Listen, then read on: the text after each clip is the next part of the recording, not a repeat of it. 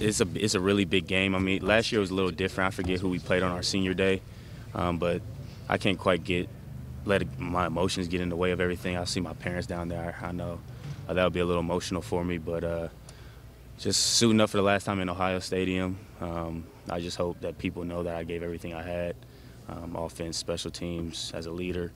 I worked hard from when I was a recruit to when I'm walking out the door. So going out with a win, that's what I hope to accomplish this week.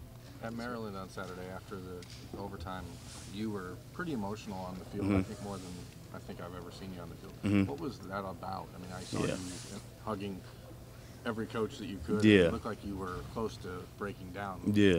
What was the root of that? Well, I just got overwhelmed with emotion from a spiritual standpoint. I feel like, me switching over to X, I've kind of taken some of Ben's reps, and, I got hurt in that game. And felt like I was having a pretty good game. That was tough because, it's a close game, and as a leader, you want to be out there. And I felt like, I'm not saying that God made me hurt in the standpoint of that, but he put Ben in that situation to make the play. And Ben works really, really hard, and, he gets a lot of criticism from our coaches, from outside sources and things like that. But he works really hard, and I'm proud of, in that situation, that he was able to make a play when we needed it most. So I was emotional from that standpoint. You good. Urban Meyer has guys over the years that he always refers back to. Mm-hmm. Like John Simon, Evan Spencer, all that stuff. I think that you, at least with your performance the last few weeks, have crossed over into that fraternity. Mm-hmm.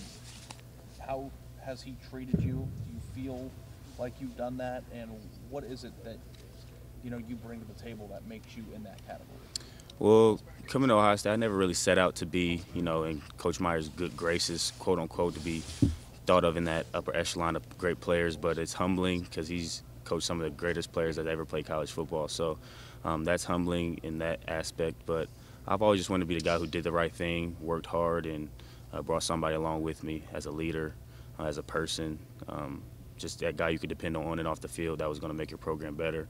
So for him to think of me in that aspect is pretty cool. What is the sense you have of the leadership job you guys have done this year, considering how July went down, August went down, Purdue went down? Mm-hmm. I mean, that y'all are still playing pretty much for what you set out to play for in the first place. Mm-hmm. How tough has that leadership job been, and what was the toughest challenge?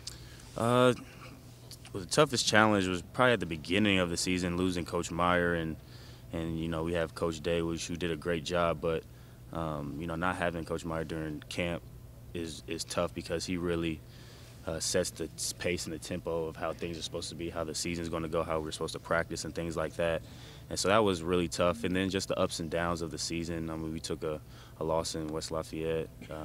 We've had some close wins. We've had some big wins, and that's been tough as a leader because this is my second year being captain, and this is probably the toughest year that I've been a part of, just with the ups and downs, the outside noise and things like that. But trying to control what we can control inside of this building and making sure that I'm helping and making all the plays that I can has just really been my main focus. Do you think everything you guys have gone through off the field has sort of been undersold nationally? People don't really understand how challenging this year has been for you guys.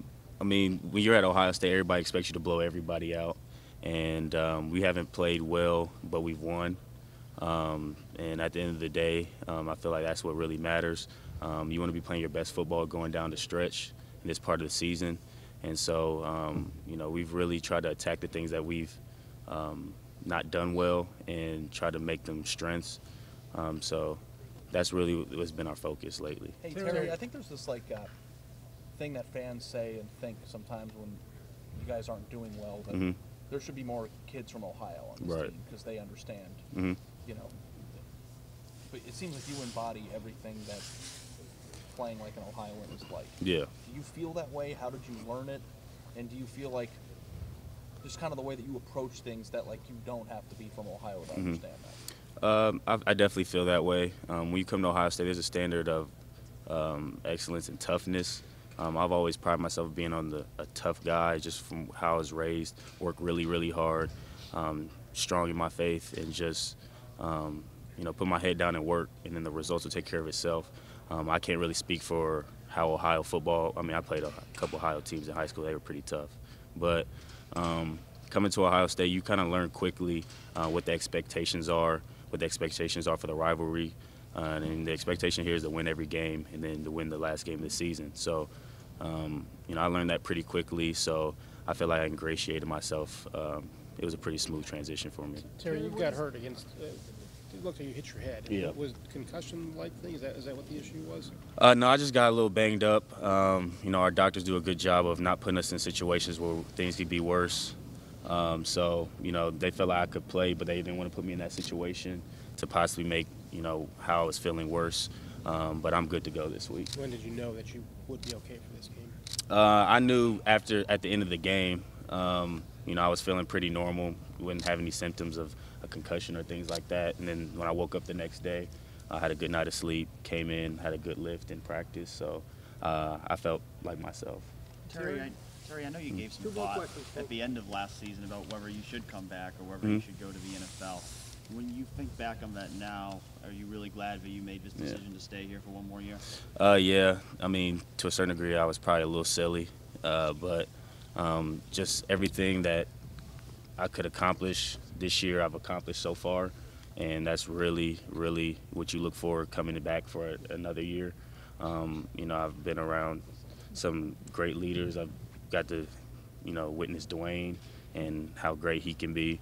And I've been able to make myself a leader and a big part of our offense. And those are the things I look for coming back to improve, possibly going to the next level and showing that I could be a leader for this team. And I feel like I've left some sort of legacy. Do you sense, Dwayne, you're playing with an elite quarterback? I mean, what, and if you nod your head right, what does that mean to you? When, you know what I mean? I mean, from a passing standpoint and everything else. But what does that mean if you say that? Well, when I think of elite quarterbacks, I think they make the biggest plays when you need them the most. I feel like those type of quarterbacks, you know, they're winners, and they make the people around them better. There's no doubt that Dwayne has made our receiver group better. He's made our O-line better. He's made all the positions on our offense better.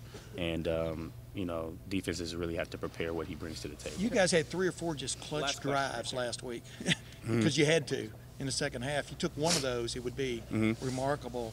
Was that a kind of for one of another term, a tour de force by him, you know, and you guys, but rising to the occasion, et cetera, and showing what you're talking about? Yeah, he really put his head down and really was just a leader on the sideline. I just think back to TCU when we kind of had some struggles offensively, and you know, he was kind of quiet and things like that, kind of waited for some of us older guys to speak up, and he really took the bull by the horns this past week in Maryland.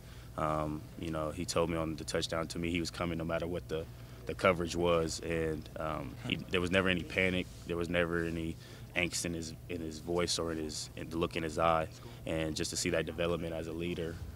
Everybody knew what he could do talent-wise, but his leadership skills have really grown over the year. Terry, talk about playing the best ball at the end of the year.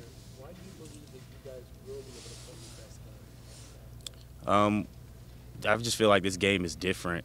You know, I feel like you really throw the records out the window. You know, it happens that we're both 10-1 and have a chance to go to the Big Ten championship and possibly more.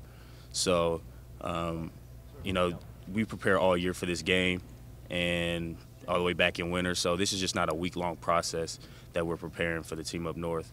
It starts all the way back in the winter, our preparation on and off the field, lifting, and that's why I feel like there's just so much more than just another game this week. Did Urban truly tell you?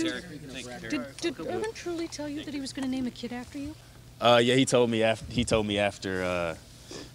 came in after the press conference. He said, "Did you see my press conference?" I said, "Yeah, I saw it." He said, "But Shelly said I'm done having kids." So I appreciate it though. That was my question.